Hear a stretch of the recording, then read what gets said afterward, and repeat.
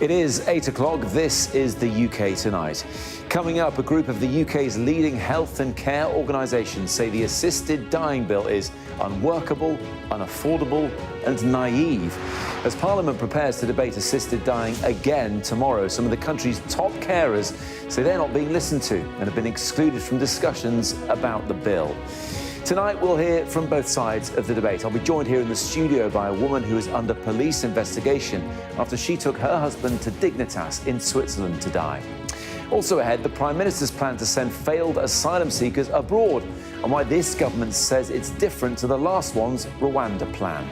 Keir Starmer says talks about so-called return hubs are happening with several countries, but will it bring down migration as the government hopes it will? Plus, the family of Nathan Osman, who was found dead in Benidorm in September, say the Spanish authorities are now treating what happened as a potential murder. The investigation's reopened because of evidence the family uncovered themselves. And the cut-price copy of the Magna Carta that turned out to be an original worth millions. I'll be speaking to the professor who first made that discovery. All that to come and much more here on the UK Tonight.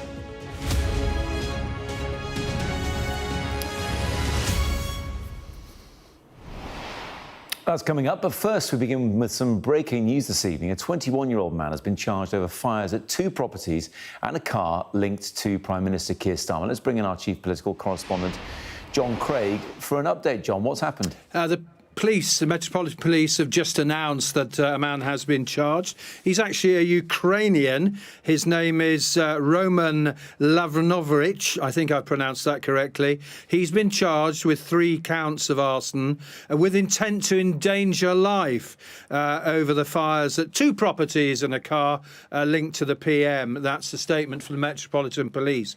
Now, he's been charged.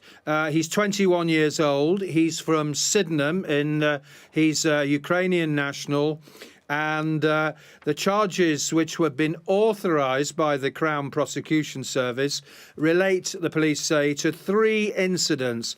Number 1, a vehicle fire in NW5 in North London on the 8th of May. Now, that is a vehicle that was believed to have been owned by Sir Keir Starmer at one point.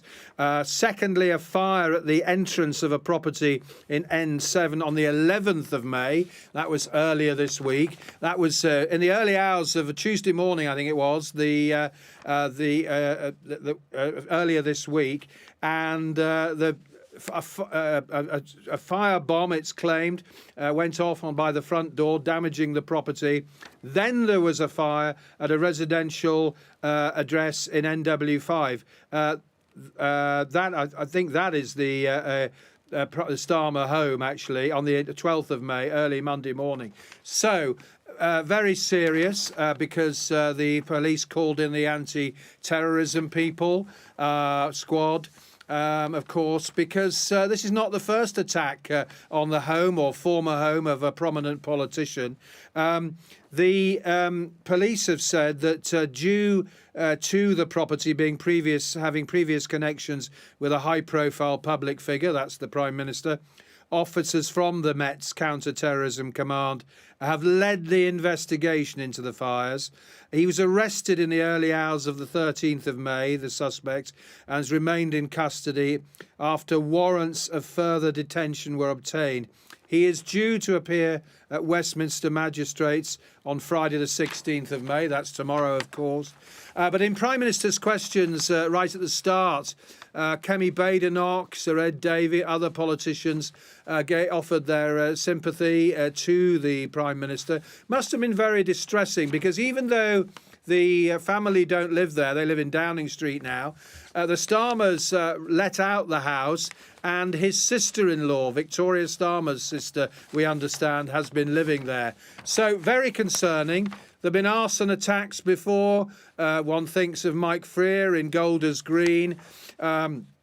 One MP I was talking to was talking about a tax on his car, wheel nuts being loosened on the wheels and so on, glass put in a sand pit that was used by his children. This whole case will reopen the big the debate about MPs' security, and clearly it's very worrying, and it was described in Parliament yesterday as an attack on democracy as well as just on the Starmer family. John, thank you. Next, if the assisted dying law is passed, it could bring a once-in-a-generation change for the country. But a coalition of the UK's leading health and care organisations say they're not being listened to and have been excluded from important discussions about the bill. The group is worried about the impact assisted dying will have on their 3 million strong workforce, saying the law, in their words, is unworkable, unaffordable and naïve. It comes as Parliament prepares to resume the debate on the bill tomorrow. Coming up on tonight's show, I'll be speaking to Louise Shackleton, a widow who took her husband Anthony to Dignitas in Switzerland 6 months ago to end his life.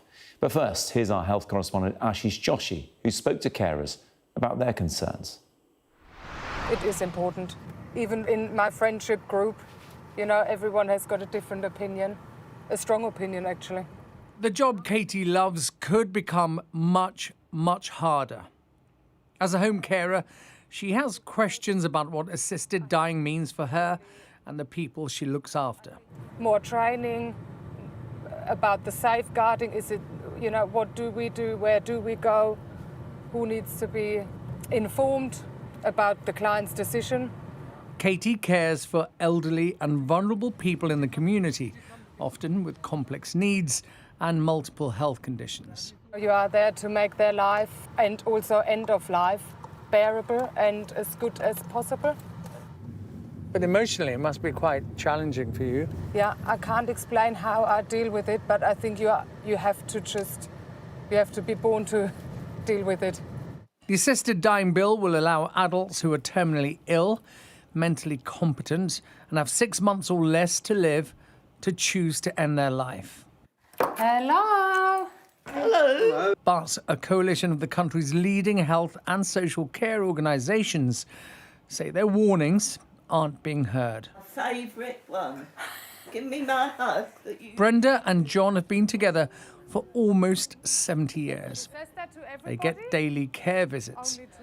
John's arthritis makes everyday tasks almost impossible. It's becoming more and more difficult with different parts of my body. My wife and I are together, and that's what we want. We would never want to be separated, despite the bickering. John used to own a business on this seafront in Southend. Coastal communities already face some of the worst health outcomes and care provisions in the country. This law could bring about the biggest change to our society since the Abortion Act of 1967, and that's why it's so important for the government to get this just right. But the home care sector doesn't feel like it has a voice in this very important conversation, and yet this is a law that could fundamentally change the relationship between an end-of-life carer and the person who relies on that support. And is she seeing lots of people she knows already? Yes. Caroline runs the home care company where Katie works. And despite all her experience in caring for elderly and sick people near the end of their lives, she says she's had no say in the assisted dying debate. I just need to know exactly how to train people. I need to know that we would be insured and protected should a family decide that one of our staff was accused of coercing someone or the other way around, talking someone out of a situation. Frailty wards like this one look after elderly patients who are acutely unwell.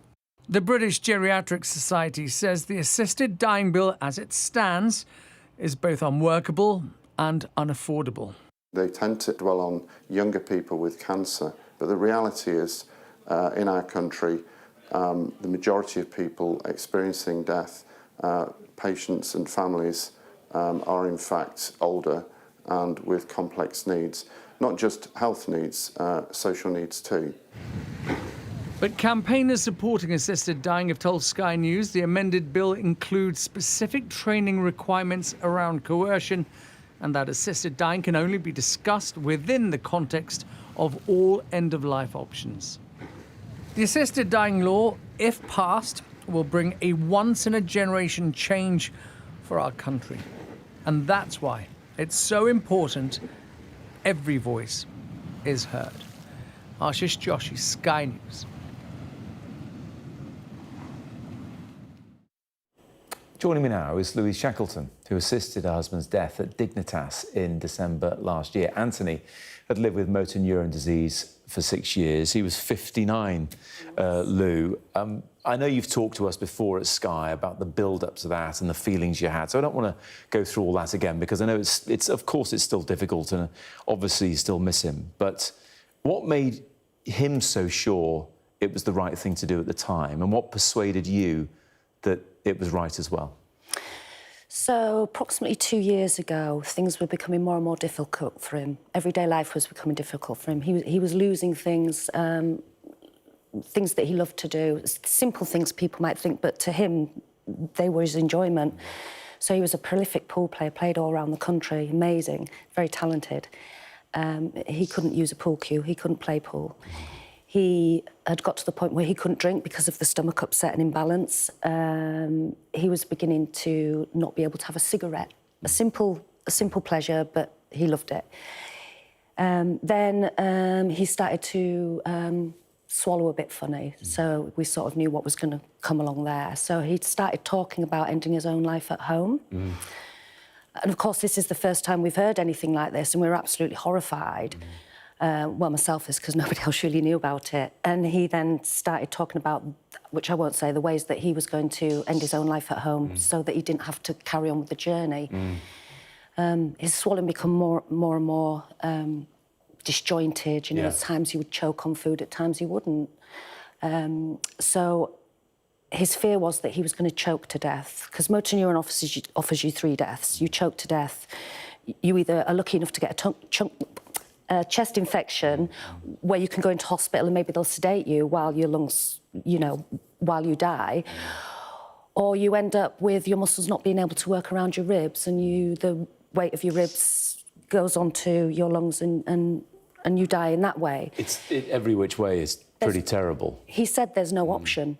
There's no option. And that was what drove Anthony to make that decision and for you to support him, was him taking control of the end, going how he wanted to go. Yeah. Couldn't do that here. No. He had to go to Switzerland to do that. You went with him, and I know you couldn't talk to other people about it because of the legality of it here. Clearly, you have a keen interest on the debate. It comes back tomorrow. What are you expecting? What are you hoping from it? Well, I've spoken to a few politicians today, and they're in the firm belief that while there might be a few that have shifted and a few that are going to go no vote, that basically the status quo remains the same, that once they've discussed the bill, once they've put the finer things in place, that it will go through to the next vote. I hope that happens. I hope the MPs see how reasonable this is for people, how compassionate it is for people. There's a lot of scaremongering going around. I was up at Scottish Parliament earlier in the week and I continually heard over and over again about the slippery slope. Yeah. But let me just come in on there, Lou, because we heard in Ashish's piece there, this coalition of care providers, and that's a coalition that represents a lot of care providers and millions of workers. They have concerns about it. We've seen this week, I know you say they're not anti it, and that's fair enough, but the Royal College of Psychiatrists have withdrawn support. The Royal College of Physicians has withdrawn support. So in your eyes, they're neutral, but either way, they've changed their position on this. That seems to be happening this week. Does that raise concerns for you that you may not get what you want in terms of a change in the law? I think what we've got in place at the moment, or what the bill's proposing at the moment, are the strongest safeguards in the world. You have 2 doctors, 2 separate doctors. If the first doctor doesn't agree with going forward with that, he refers to another doctor. So, you know, you can look after your professional people and give them the choice to opt in or to opt out. Doctors feel against it. They don't have to be participating at all. Right. Yeah. But those that do, you know, they can come forward and do it. That you've then got a psychiatrist, and they are neutral. You've got a psychiatrist who will undertake any psychiatric assessment with regards to ability, coercion, etc., etc. You've got a social worker that will do all the safeguarding checks that they'll do within the remit of the bill. And then you've got King's Counsel overlooking all of the process and checking everything's been done and making sure everything's watertight for the person. You can't get any more watertight than that. You know, I've worked in safeguarding for 35 years in various forms, and I don't think there'll be any other member of society that would be safeguarded as much as someone who wants an assisted death. Because you hear, look, with Anthony, he knew what the outcomes of motor neurone disease were. But as things stand, they're talking about if people have no longer than 6 months to live. But you hear from doctors, they say, well, sometimes we say 6 months and people live for a year or a year and a half after that, or sometimes they live for a couple of weeks. Yeah. Isn't that a bit of an issue, this 6 month thing? No. I mean, personally, I think it should be rolled out to 12 months. Right. However, if we're going to talk about the 6 months thing, so say you have someone with cancer, so they get the assessment's done, all the professionals are in agreement that that person can have an assisted death. Doesn't mean they have to do it next week. It doesn't mean they have to do it within 6 months. There may be a revision period, so if after 6 months there's another revision and a look at what the person's want. So if the person lives for 12 months, 2 years, doesn't mean that they have to take their lives. It's when they choose to take their life. Does that make sense? And I hope there will be a revision period, so after the 6 months, that if the person still continues to ask for it, that the professionals will look at that again and have a snapshot and say, are things staying the same or have things moved? If the law that's being debated, the bill that's being debated now, had been law in December last year when Anthony wanted to end his life, what difference would it have made to the both of you? My husband would be alive today. My husband would have had the choice. He had no choice. And the reason he had no choice at all was because of his failing ability to move. We couldn't have got him there. If he'd have had some other disease, which meant he wasn't becoming physically independent, he would be alive here now if they had that bill. And when we talk about coercion, the lack of that bill, the law as it stands at the moment, coerced my husband to end his life earlier than he should. And I'm angry about that. And I'm angry about all the other people that have reached out to me and the people that I've met today whose loved ones have had to do the same. You know, people like Dan Tuckley, he had a very aggressive brain tumour, hugely aggressive. Within 5 months, he was diagnosed, and with 5 months, he was in Pegasus in Switzerland, and he died. This 6 month bill probably wouldn't have even touched him. Lou, really appreciate you coming in to talk to us about this. It is emotive in every which way, whichever side of the debate people are on, and especially given the 6 months you've had. We're really grateful. Thank you. Thank you. Thanks. Well, it goes without saying, if you're affected by what you've heard Lou say there or what you heard in Ashish's piece, you can contact the Samaritans. Their number is 116 123. Call them anytime or email joe@samaritans.org. Next, the Prime Minister says his government is in talks with a number of countries about sending failed asylum seekers abroad to what they're calling return hubs while they await deportation. Keir Starmer says he's determined the UK retakes control of its borders, and he was speaking on a visit to Albania as part of his drive to tackle the migration crisis. This morning you saw law enforcement from Albania alongside law enforcement in the UK. We've driven down those numbers. I want to see more of that because I'm absolutely determined that we're going to clear up the mess that we've been left and make sure that we get the control that we need of our borders. Our political correspondent Tamara Cohen is travelling with the Prime Minister and has the latest from Tirana in Albania.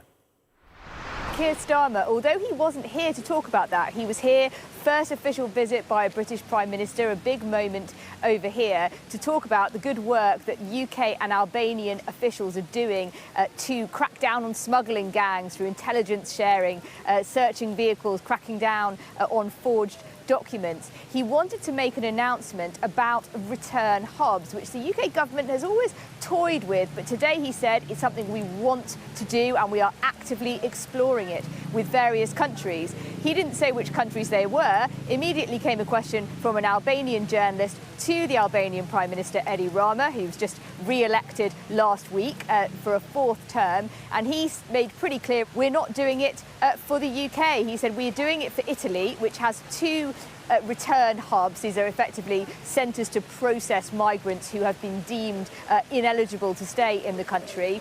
They're empty at the moment. Sky News visited them last year because of legal challenges, but he said Italy is our long-term friend and a geographical partner, and therefore we're only doing it for them as a one-off. Now, Keir Starmer's team say this is not a slap down or an embarrassment, as the Conservatives had called it, because he wasn't here to talk to them about that, and he will be discussing it with various other countries, potentially in this region at the European summit tomorrow. Might be their first opportunity to do so. And there are also big questions about whether return hubs will actually work anyway, but certainly not a great reception for the idea from the Albanian side, who have been angry in the past at the way they've been characterised sometimes by UK ministers. So Starmer will be battling headlines on that tomorrow, I think, and we wait to see whether return hubs will actually become a reality, potentially at a summit in the UK later this year. With me now is Lauren Starkey, who's a social worker who specialises in working with asylum-seeking children and young people trafficked from Albania. Lauren, it's good to see you. Tell us more about the job, the people you work with. So I work with children and young people primarily from Albania who were born and raised in Albania, who have fallen victim to organised crime gangs, to corruption in their home country, and who, for a variety of very complex social, economic and political reasons, are no longer safe to continue living in Albania. And so they have come to the UK to claim asylum and seek protection here. Because people assume Albania is a relatively safe country, but you would say not for everyone. Exactly. No one is saying a blanket Albania is dangerous for everyone. What we're saying is that Albania is not safe for everyone either. So there are real circumstances that mean that some people are not safe to live there anymore, and they are in genuine need of protection here. And that is cases such as trafficking, organised crime, blood feuds, domestic violence, persecution of LGBTQ people. These are very real and serious issues in Albania, and there is a genuine need for those people to seek protection elsewhere. And there are those making genuine claims then. Do you see people trying to claim asylum who don't have the grounds to do so? I work with trafficking victims. So in the majority of cases I work on, these are people who have been formally recognised by the UK authorities, by the Home Office, the National Referral Mechanism, as genuine victims of trafficking and exploitation. And what's frustrating is seeing those genuine victims being recognised as such and still finding themselves having their protection claims refused, not being granted the protection that they so obviously need. Are they aware of this whole debate about immigration and illegal migration and small boats and everything else? Unfortunately, far too aware. My phone today has been full of people sending me links to news articles saying, is this going to affect me? Am I going to get sent back? Are they scared? Are they incredulous? Do they think it's ridiculous? What do they think? For the most part, they're terrified. And what has become a real issue over the last 2 years, since Albania sort of became this shorthand, right, for bogus migration. That's sort of how it's been put forward. But it does exist, doesn't it? What I'm saying is there have been people coming from there and other countries who don't have a genuine claim. Well, there are always people from any country whose claim will be assessed and found not to be credible. The problem with Albania is that the government has taken an approach of a blanket assertion that Albania is safe and that all claims should be refused. So what's been really difficult for my young people, who are incredibly vulnerable and traumatised, is they're seeing their very, very genuine protection claims being refused. Would it be better for them, then, if those making bogus claims and overstaying their welcome and, as we hear the government say, losing their paperwork and trying to draw the process out, would it be better for the genuine claimants if the others were removed somewhere else and processed in one of these hubs, as the government is talking about today? Well, that's not the experience that I've had. In my experience, there is a far greater issue with genuine claimants being wrongfully refused than there is bogus claimants being wrongfully granted. The asylum system is incredibly brutal. It is long and it is difficult, and an enormous amount of evidence and proof is required. And so you've got people who go through this extremely complex process who have genuine claims and who are still being refused. And so the issue isn't how do we deal with claims that are found not to be valid, it's why are we still refusing the claims of people who have genuine protection needs. Let me just finish off, Lauren, by talking about this discussion, which is just ongoing. How much understanding is there in amongst all this debate about migration? Because, I mean, let's be honest, the biggest group of people coming here are legal, and we've allowed more of them in to do jobs, and, you know, that's what the government is talking about primarily. Illegal is a smaller proportion, not nevertheless an important one. But this whole debate, do you think it's easy for those people with genuine claims who are fleeing genuine persecution are being forgotten about in all this? Absolutely, and I think it's really worth remembering small boat arrivals make up about 5% of all migration to the UK, and the reason it's become such a problem is because of these migration crackdowns. Most people who arrive via irregular routes used to come in lorries, but as we cracked down on the lorry route, the smugglers simply changed the route, and now they bring them by small boats. When we crack down on small boats, another route will pop up.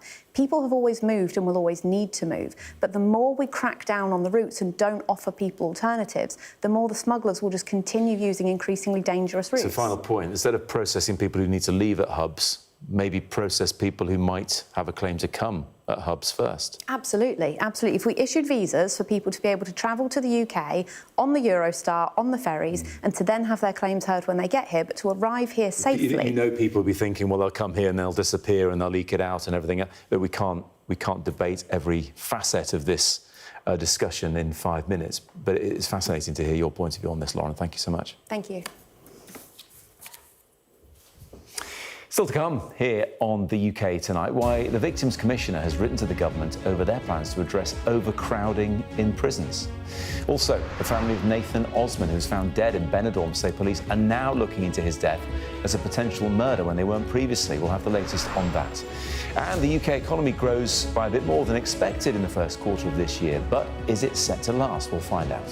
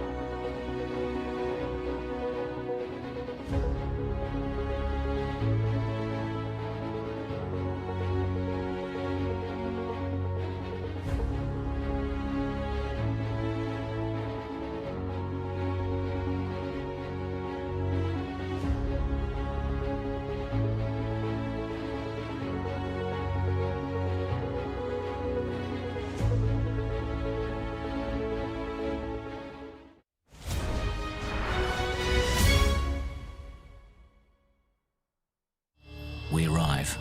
A secret hospital hidden in the Myanmar jungle, treating the victims of this bloody war. This is Myanmar today. Its military rulers don't want the world to see, but we have.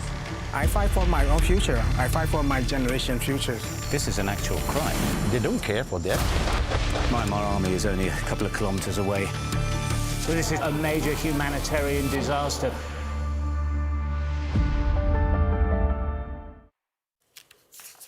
Sky News has exclusively obtained a letter from the Victims Commissioner expressing her concern about new government plans to urgently address the pressure on overcrowded prisons. Baroness Newlove says she is struggling to understand changes to prisoner recall release policy. Now, this comes after the Justice Secretary said some offenders recalled to jail for breaching the terms of their release will now serve only 28 days behind bars. Sky's Molly Malone joins me now. Evening to you, Molly. Interesting to hear this from Baroness Newlove. Yeah, that's right. I think it's worth just spelling out exactly what we're talking about here. Recall is this idea. I've spent a lot of time in prisons recently, and you hear from staff and from prisoners about this idea of a revolving door. People leaving prison and coming back, leaving prison and coming back. And that is in part this idea of recall, which is when prisoners get released and then get sent back to prison by their probation officer, either because they've reoffended or because they've breached their licence conditions. And that can be things like not turning up to or missing a probation appointment. And actually, the majority of recalls, about 75%, are because of non-compliance. So not reporting a change of address or not turning up to a probation appointment. About 25% of recalls are for further offences. And in the government's view, it's clogging up an already overcrowded system. About 13,500 people are in prison at the moment for recall. So that's the backdrop. We've heard a lot about overcrowding. And then the government made this sort of sudden announcement yesterday, changing recall policy. And it now means that for people that had previously been serving a sentence of between a year and 4 years, if they're recalled to prison, they only stay there in prison for 28 days. Now, previously, that short-term recall had only been eligible for people that had been serving previously a year in prison. So they're widening the net as to who can stay for a short term in prison when they're sent back there. And many of them previously would have had to prove to the parole board that they're safe to leave. Now they won't have to do that. Clearly, this has caused concern amongst victims groups. We've heard tonight from the UK's largest domestic abuse charity, who said that they are concerned about it. We've also heard from the Domestic Abuse Commissioner, who says it's her view that this will cost lives, and also from the Victims Commissioner, Baroness Newlove. Now, let me read some of what she said in her letter to the Justice Secretary. She said, "I realise there are no easy options. That said, given my concerns about victim safety, I am genuinely struggling to understand why this specific group of offenders has been targeted for early release. We are re-releasing," she said, "a group of offenders assessed as high risk and with a track record of poor compliance. These high-maintenance offenders are all being re-released at a time when the probation service is already struggling to cope with the huge demands being placed upon it. For these reasons, I am very concerned about the implications for both victims and the wider public safety." Now, it's worth saying that this is really the first intervention from Baroness Newlove on early release policy. So it matters to victims who, remember, have the last sort of 6-7 months or so seen many offenders being released early from prison. The backdrop, though, is one of overcrowding, and the government say it's emergency legislation to deal with that. Molly, thank you very much indeed. Now, the family of Nathan Osman, who was found dead while on holiday in Benidorm, say the Spanish authorities are now treating his death as a potential murder case. The father of 4 was found at the foot of a remote cliff on the outskirts of the city less than 24 hours after he arrived on holiday with his friends last September. His family believe others may have been involved in Nathan's death, and they say attempts to use his bank cards were made after he was found. Earlier this week, Sarah Jane spoke to Nathan's dad, Jonathan, and his brother, Lee. There's so many others in our situation that have had to come to terms with a conclusion that is so far-fetched to the truth that they've had to put up with that and had to accept that. For us to have to go through our own investigation in so much detail, to go through the coroner report, the extent of the injuries, no one should have to go through it. And you shouldn't have to do it. People employed, professional people that seek job to do it, and they just haven't done it. Our correspondent Amelia Harper is here with me now. It's incredible, isn't it, that we heard from Jonathan and Lee earlier in the week. Lee saying that a family shouldn't have to go through this, do their investigation but it has prompted this apparent change from the Spanish authorities. Yeah, you can hear the desperation in their voice. They're trying to do anything they can to find out what happened to their loved one. And now we've had that update today from his family saying that Spanish prosecutors have informed them that they are now looking at his death as a potential homicide case. And Nathan was a much loved, as we heard in that clip, father of 4 from Wales. And we've now had this update from his brother, Lee Evans, who said that the prosecutor in Benidorm said to them, "We strongly believe foul play is involved and we're treating it as a potential homicide." And just to rewind a little bit, if our viewers are not familiar with what actually happened, Nathan was on his first ever family holiday with the lads, with his friends in September 2024, and he vanished while he was walking back to his hotel, and his body was then found at the foot of a cliff on the outskirts of Benidorm. And Spanish police had ruled that his death was accidental and closed the case, but this was unsatisfactory to the family. They felt there was much more than meets the eye here. So they then started doing their own digging and they found out a number of things, and one of them being some CCTV that they say shows Nathan walking back on the night that he went missing. We can see it there, to his hotel, appearing, we can see in that little circle there, walking perfectly normally. His family said that his body was then found in an area completely different, in the opposite direction to his hotel, in this remote area, and that he'd been on a video call with his friend until the battery of his phone died. They say they fear he was abducted because they say attempts were made to use his bank card the day after he died. But now having that update, they have been given that update by Spanish prosecutors that this is now being looked at as a potential murder case. Obviously, nothing is going to be able to be done to bring him back, and it's going to be an incredibly difficult time for the family. But perhaps this gives them a little glimmer of hope, because they felt that it wasn't being treated with the care and respect, and they didn't get the answers they needed. Yeah, you hope for their sake they get to the truth at some point. Amelia, thank you. Coming up here on the UK Tonight, a report into the sinking of the Bayesian superyacht is released. We'll bring you the key findings.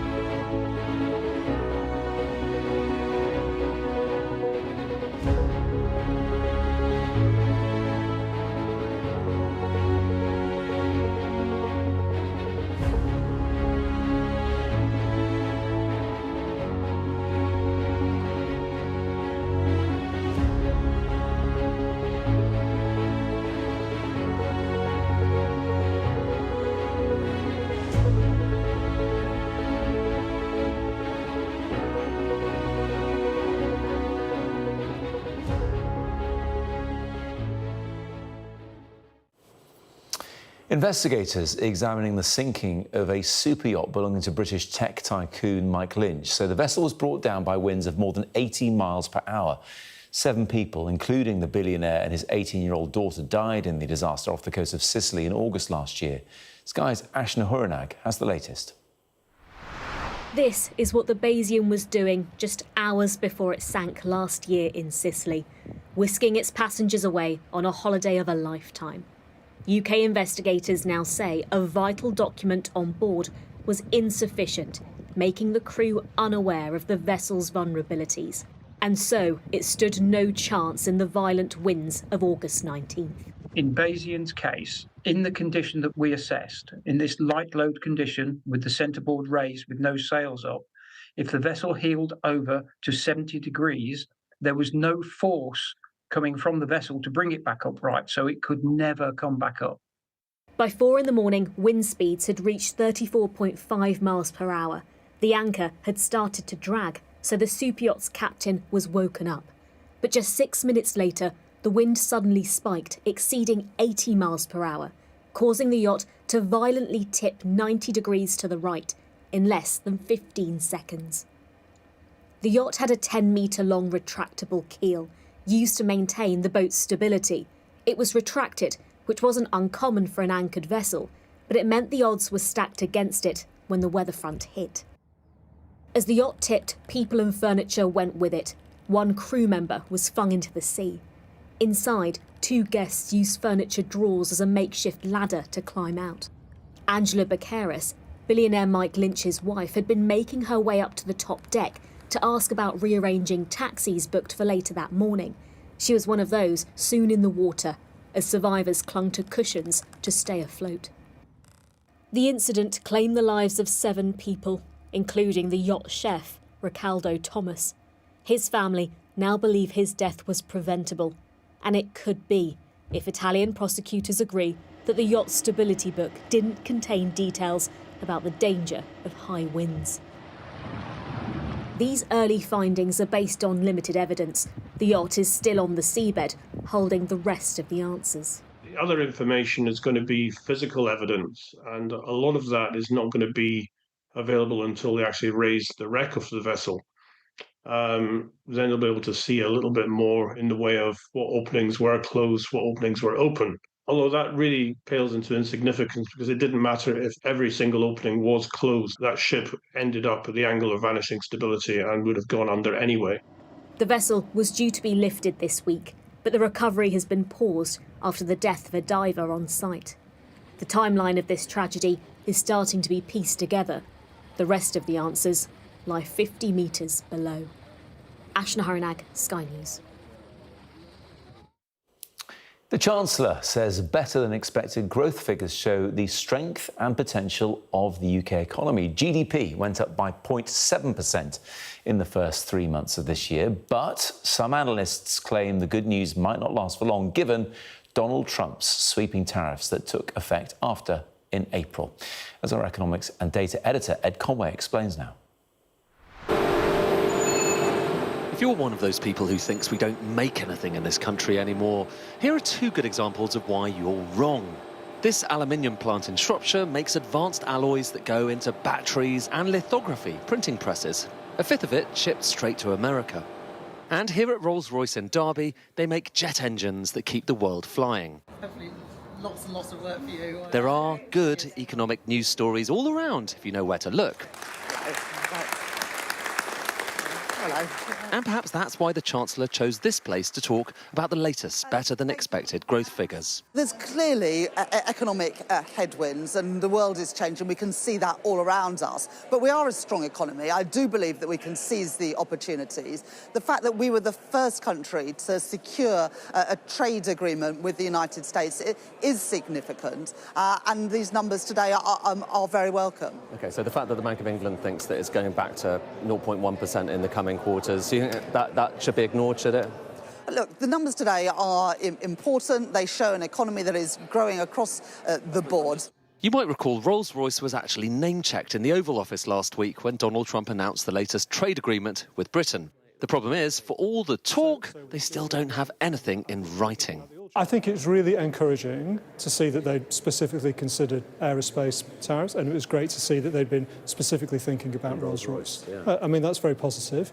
Obviously, we need to see it written down and be really clear the rules that we'll operate by, but it was definitely a positive move. So if you look there, that is carbon composite. That is titanium on these fan blades. It's the next generation of fan blades that Rolls-Royce is making. It's part of what they call the Ultra Fan. It could change the game, they say. But to give you a sense of just the timescales we're talking about, it was about a decade ago that work started, a bit over a decade ago that work started on this. It's going to be another decade until they're in the skies. Just underlining, it's not just the next few years they're thinking about here. It's not just tariffs. It's not just Donald Trump. It's generations ahead for this next product. Back at Bridge North, aluminium plants, it's a similar story. They should benefit from the trade deal, only they don't know when it starts and how much of their exports it covers. So it's all still a bit theoretical. What's not theoretical is the impact on demand, which brings us back to the GDP figures. What we're seeing is an impact on Q2. So if somebody stops placing orders in February or March, we see that hitting us in May and June. So it's that's where you are now. That's where we are now. So we know Q2 will be lower numbers than Q1, and we're hopeful that we can recover it for Q3, but we need that detail quickly to be able to do that. So if their experience is anything to go by, strong growth in Q1 might be followed by much weaker growth in Q2. The economic roller coaster of 2025 has only just begun. Ed Conway, Sky News. Yeah, certainly feels like it, Ed. Coming up on the UK Tonight, imagine spending just £7 for a copy, only to find out it's the real deal worth millions and millions. I'll be speaking to the man behind a quite amazing historical discovery.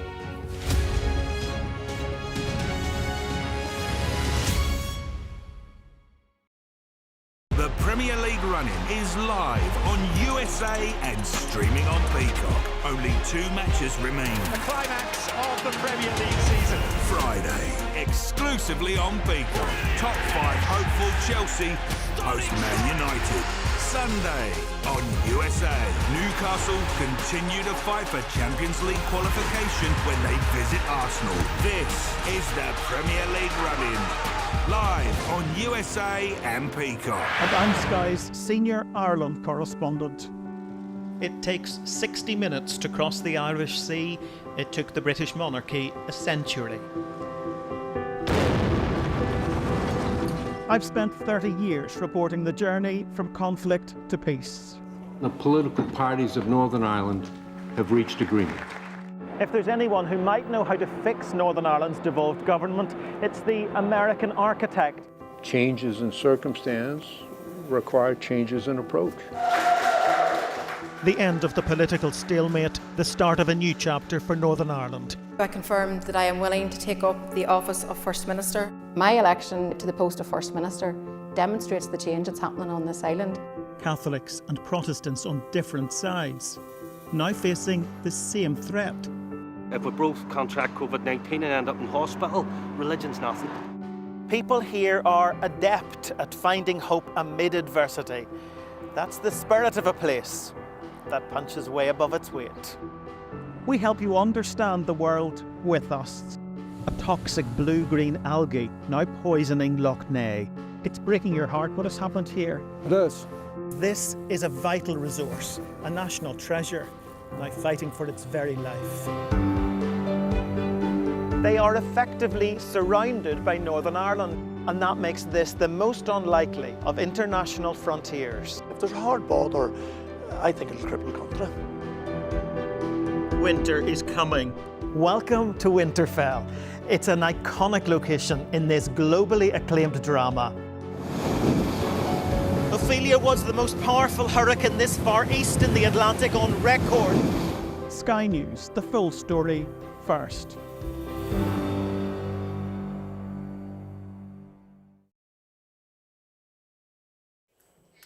Welcome back. Pleased to say David's here with the sport. And David, Sunday marks the end of an era as the former England striker Jamie Vardy plays his final game for Leicester City. Not his final game at all, because he looks like he's going to go somewhere else. But 38 years old, still scored 8 Premier League goals for the relegated side this season. But a remarkable... I think he's a Premier League legend, it's fair to say. That is fair, yeah. And he's on the brink of a major milestone for Leicester, which would be 200 goals. If he scores in this game on Sunday against Ipswich at home, and he's chosen this game, by the way, the penultimate game of the season, because it's at home, in front of his own fans, who love him, who adore him after what happened in 2016, and one of the greatest stories ever told, where he scored a lot of his goals. So if he scores against Ipswich on Sunday, that'll be 200. It will, in any case, be his 500th appearance for Leicester. So that definitely marks him out as a bona fide Leicester legend for sure.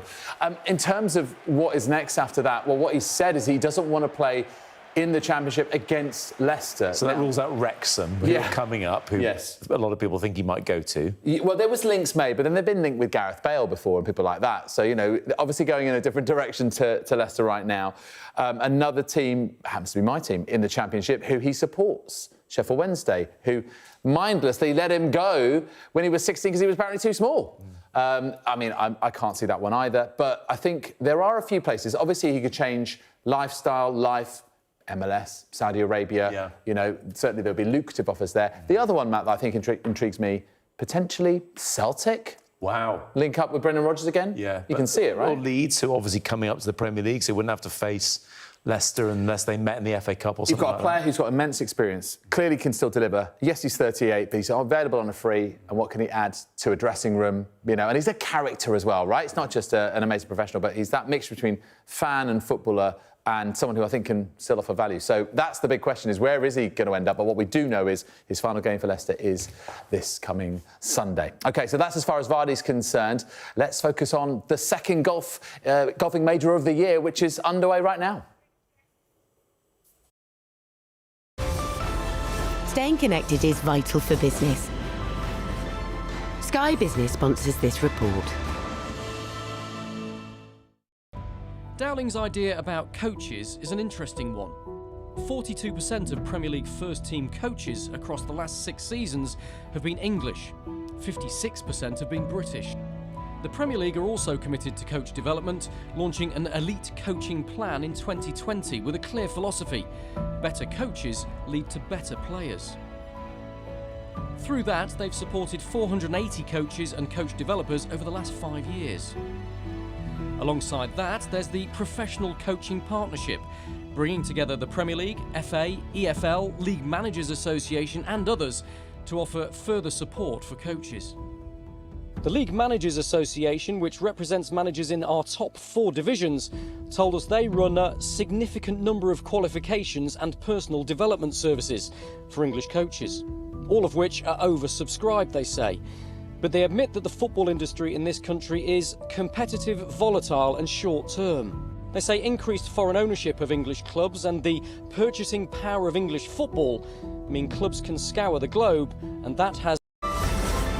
Sky Business sponsors this report. David, thank you very much indeed. Now, a copy of the Magna Carta owned by Harvard Law School has turned out to be a rare original. Harvard originally bought this one from a London book dealer back in 1946 for just $27. Now, researchers at King's College London and the University of East Anglia have confirmed that it is an extremely rare original, just one of around 25 to have survived. Well, let's bring in Professor David Carpenter from the Medieval History Department at London's King's College, who was behind the discovery. David, bravo to you. Well done. How did you do it? Well, it was an extraordinary chance, really, because Harvard Law School has got an amazing collection of medieval documents, and they're all online, digitized. And I was looking through them for something quite different when I clicked on this one, which is Harvard Law School Manuscript 172, clicked. And my God, the image before me, I thought straight away, this looks for all the world like an original of the 1300 Magna Carta. So then I thought, well, what does Harvard Law School actually think it is? And so I then investigated, and as you say, they have no idea what it was. They thought it was a later copy from the year 1327, not 1300 at all. Well, it's manifestly not that.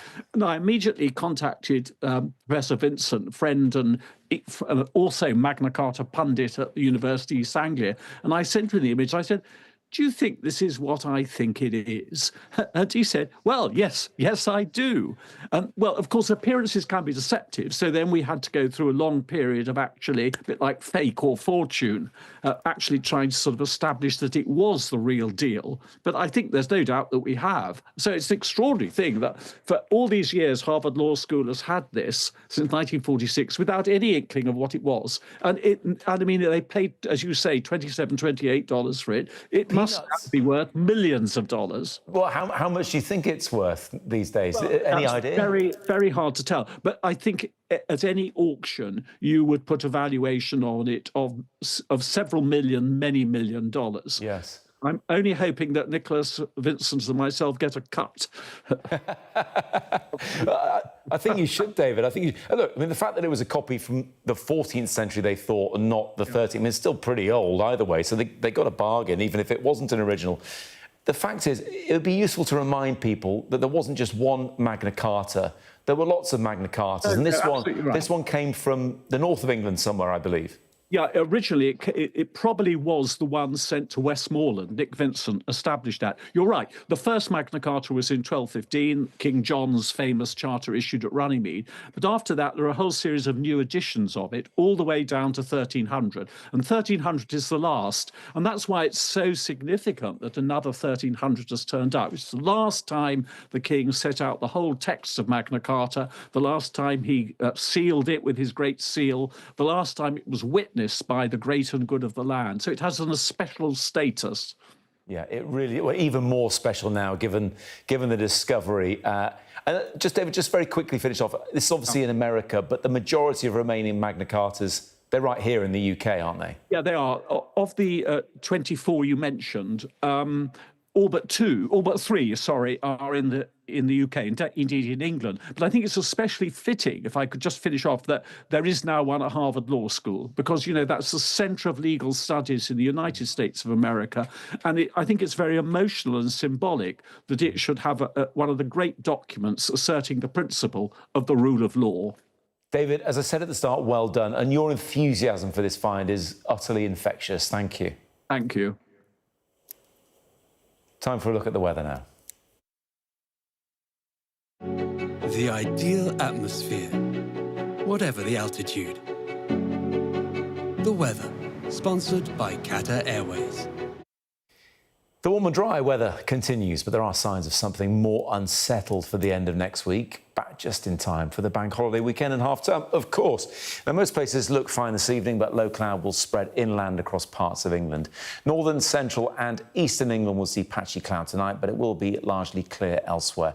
Turning chilly with a touch of frost in some rural parts. Expect plenty of sunshine tomorrow morning with early cloud across inland parts, clearing much quicker than today. The exception will be the North Sea coastal areas where it will be grey, I'm afraid. Breathtaking views with clear skies ahead. Qatar Airways sponsors the weather.